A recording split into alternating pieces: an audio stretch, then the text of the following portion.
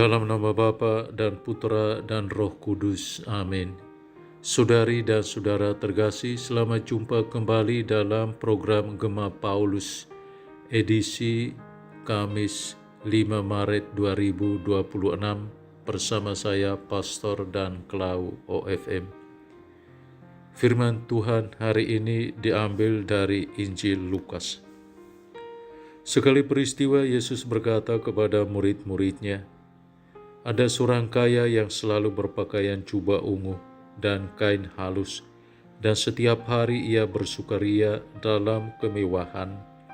Dan ada seorang pengemis bernama Lazarus, badannya penuh dengan porok.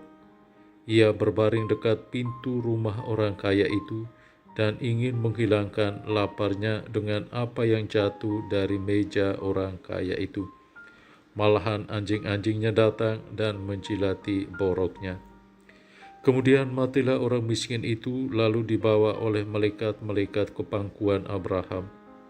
Orang kaya itu juga mati, lalu dikubur. Sementara menderita sengsara di alam maut, ia memandang ke atas, dan dari jauh dilihatnya Abraham dengan Lazarus duduk di pangkuannya. Lalu ia berseru, 'Bapa Abraham, kasihanilah aku. Suruhlah Lazarus mencelupkan ujung jarinya ke dalam air dan menyejukkan lidahku, sebab aku sangat kesakitan dalam nyala api ini.' Tetapi Abraham berkata, 'Anakku, ingatlah, engkau telah menerima segala yang baik semasa hidupmu, sedangkan Lazarus segala yang buruk. Sekarang ia mendapat hiburan dan engkau sangat menderita. Selain daripada itu, di antara kami dan engkau terbentang jurang yang tak terseberangi, sehingga mereka yang mau pergi dari sini kepadamu, ataupun mereka yang mau datang dari situ kepada kami, tidak dapat menyeberang.' Kata orang itu, 'Kalau demikian, aku minta kepadamu, Bapa, supaya engkau menyuruh dia ke rumah ayahku, sebab masih ada 5 orang saudaraku, supaya ia mengingatkan mereka dengan sungguh-sungguh, agar mereka kelak jangan masuk ke dalam tempat penderitaan itu.' Tetapi kata Abraham, 'Ada pada mereka kesaksian Musa dan para nabi. Baiklah mereka mendengarkan kesaksian itu.' Jawab orang itu, 'Tidak, Bapa Abraham. Tetapi jika ada seorang yang datang dari antara orang mati kepada mereka, mereka akan bertobat.' Kata Abraham kepadanya, 'Jika mereka tidak mendengarkan kesaksian Musa dan para nabi, mereka tidak juga akan mau diyakinkan sekalipun oleh seorang yang bangkit dari antara orang mati.' Saudari dan saudara terkasih, dalam Injil Yesus menyampaikan perumpamaan tentang orang kaya dan Lazarus. Orang kaya hidup berlimpah dan bersukacita setiap hari, sementara Lazarus terbaring miskin dan penuh luka di depan pintunya. Ketika keduanya meninggal, keadaan mereka berbalik. Lazarus berada dalam pelukan Abraham, sedangkan orang kaya mengalami penderitaan. Perumpamaan ini menegaskan bahwa hidup di dunia adalah kesempatan untuk bertobat dan mengasihi. Setelah kematian, tidak ada lagi kesempatan untuk mengubah pilihan.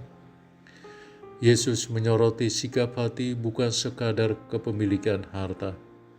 Orang kaya tidak digambarkan melakukan kejahatan besar, tetapi ia menutup mata terhadap penderitaan di depannya.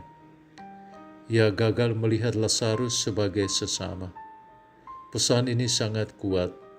Ketidakpedulian dapat menjauhkan kita dari Allah. Harta dan kenyamanan bisa membuat hati menjadi tumpul terhadap jeritan orang-orang miskin. Saudari-saudara terkasih, semangat pertobatan seperti inilah yang dialami oleh Santo Fransiskus dari Assisi. Lahir dalam keluarga kaya di kota Assisi, Italia, ia pernah menikmati kehidupan mewah dan ambisi menjadi ksatria yang ternama dan terkenal pada zamannya. Namun perjumpaannya dengan orang-orang miskin dan terutama dengan para penderita kusta mengguncang hatinya. Ia menyadari bahwa kebahagiaan sejati bukan terletak pada kekayaan dan kehormatan, melainkan pada kasih dan kepedulian kepada yang hina dina. Pertobatan Santo Fransiskus bukan hanya perubahan batin, tetapi juga tindakan nyata. Ia melepaskan pakaian mahalnya, mengembalikan harta kepada ayahnya, dan memilih hidup dalam kemiskinan radikal. Ia merangkul mereka dijauhi masyarakat dan memanggil semua orang sebagai saudara. Dalam diri Fransiskus, kita melihat kebalikan dari sikap orang kaya dalam perumpamaan, yakni hati yang terbuka, peka, dan penuh belas kasih. Saudari dan saudara terkasih, apakah ada Lazarus di depan pintu hidup kita yang belum kita perhatikan? Masa hidup adalah waktu rahmat untuk bertobat dan mengubah arah. Seperti Santo Fransiskus dari Assisi, kita dipanggil untuk berani meninggalkan sikap acuh tak acuh dan memilih jalan peduli dan belas kasih.